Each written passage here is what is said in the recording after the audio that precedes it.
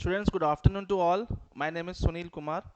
I am the founder and director of Manual Group. So in this Manual Group, and the first thing I would like to discuss is it's related to Manual IAS Academy.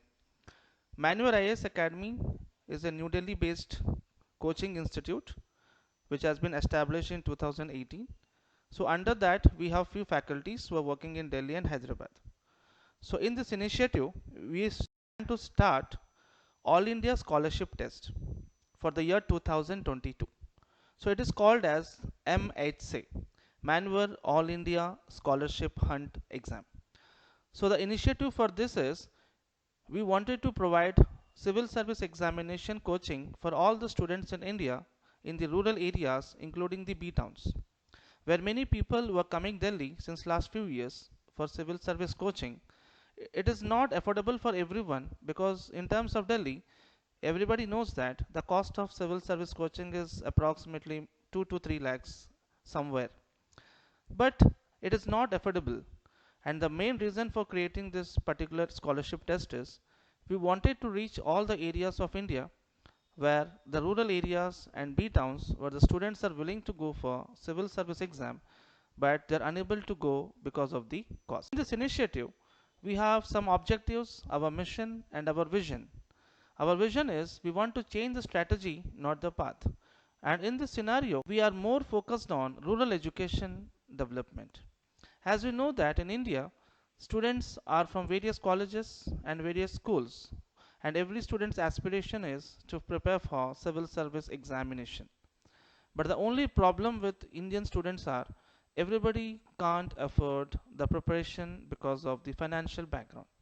So this initiative made us to explore the things to provide the financial assistance in terms of redemption in fees, where we are tie-upping with some colleges in this country where we are focusing on the south and north, east, central and all parts of India, where we are conducting scholarship tests for the students who are willing for preparation of civil services. Initiative, I would like to discuss few areas of interest, like our degree program, like degree plus civil services.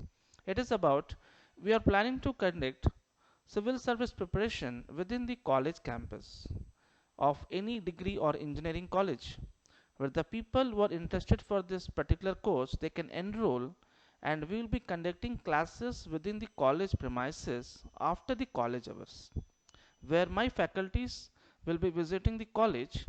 They will be giving the support in terms of civils preparation in a scholarship of 50 to 100%, where any student of any college they can get complete guidance, study material, interview guidance, current affairs, mock papers, test series, means almost the same sort of experience which a student might get in Delhi they can also experience in their hometown, which is very far from Delhi.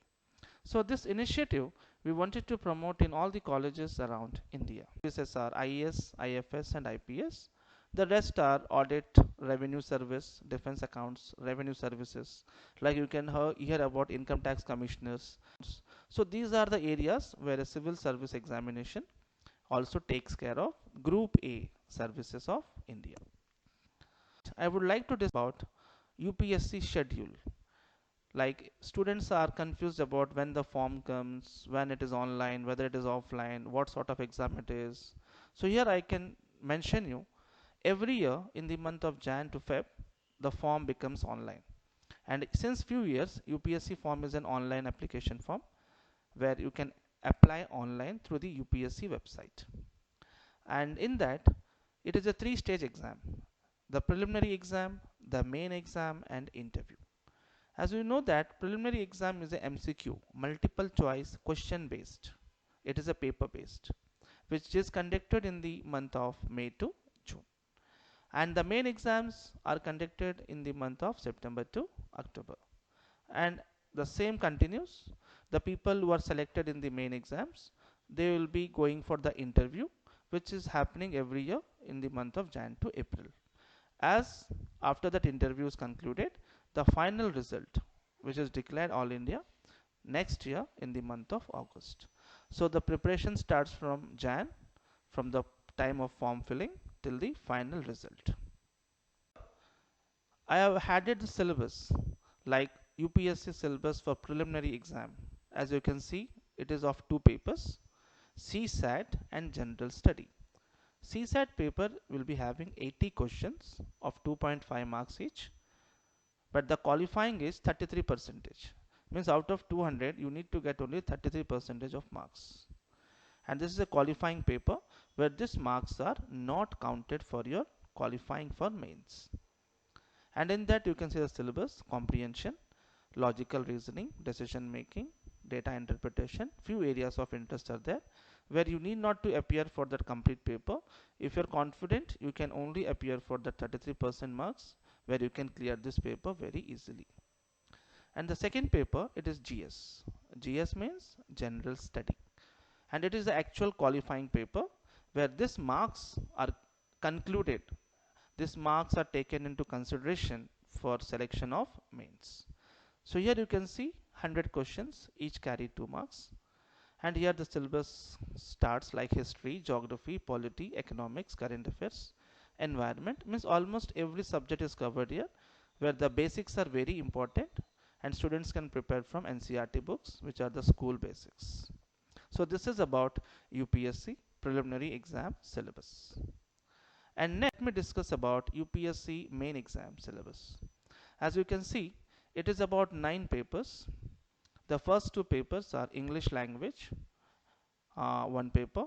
One is language paper. Language paper means student can select any language like Hindi, Marathi, Gujarati, Telugu, Bengali. This is called language papers, where the questions will be based on basic languages like sentence formation, comprehension, letter writing. So it will be in that sense, which is for 300 marks. And in the same way, you will be having English language paper, which is also a qualifying. Here also you will be having sentence formations, error detections, comprehension skills. So these 2 papers, these marks are not added for qualifying. These 2 are only qualifying papers. From paper 3, where you can see essay, it is of 250 marks, where they will ask you to write an essay on any current affair topic. And apart from that, GS paper 1, paper 2, paper 3, paper 4. And in terms of that, we have one optional paper in that paper 1 and paper 2. So every paper is having 250 marks. So the total marks of UPSC main exams is 1750 plus 275 marks. Interview is for 275. So 1750 plus 275 goes to 2025. So out of this 2025, students are selected in the final interview. Means student who is giving the preliminary exam is qualifying for mains, and student who is giving the main examination, they are called for interview. And that interview, which takes place in Delhi, it is for 275 marks.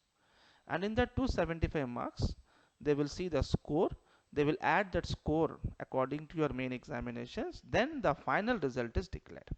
So as I told you, for example, in a year, if there are 1000 posts, in that if the qualifying marks are 600 to 700 in between, if you got around 650 to 800 marks in terms of mains, and if you got 200 marks in interview, so they will add this mains and interview marks together and they will prepare the final list. So it depends upon you are from which category, general, OBC, ST, SC. Based on that, the final interview marks are declared. So as I told you, after that the selection process starts. So wherever your marks are selected, according to that, that particular post will be given. So here I added the syllabus, like people will be confused about what is the part of Indian language. As I already mentioned you can see Indian language paper, comprehension, precious writing, short essay, translation. And paper 2, we have English, the same syllabus, comprehension, precise writing, short essays. In that you can see essay. As I told you, essay is also for 250 marks. So here starts like general study. And already I told you that general study papers are the core papers where the knowledge of a student will be tested in terms of NCERTs. And for preparation point of view, students should be very good with NCERTs, 6 to 12 standard, all the NCERTs. And as of from last 10 years, the current affairs civil service examination, where maximum questions in terms of general studies, in terms of interview, in terms of futuristic, they were asking questions from current affairs. And in that current affairs, the Hindu paper, as people are having habit of reading Hindu paper, this might be part of Hindu paper. And you can see that paper 1, paper 2, paper 3, the most important questions like technology, economic development, biodiversity, environmental issues, as world is going through environmental disasters, the Montreal Protocol. So the syllabus is very basic, but the only thing is we need to focus on current affairs. And here you can integrity paper, which is a new paper introduced. This is one of the landmark paper in UPSC. They wanted a student who is preparing for civils. He or she should be ethical integrity in terms of the service.